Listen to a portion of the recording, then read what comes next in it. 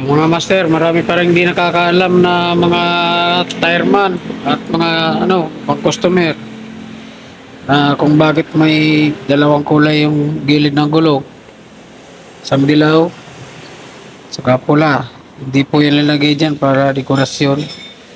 Ibig sabihin po ng pula, mabigat na parte ng gulong.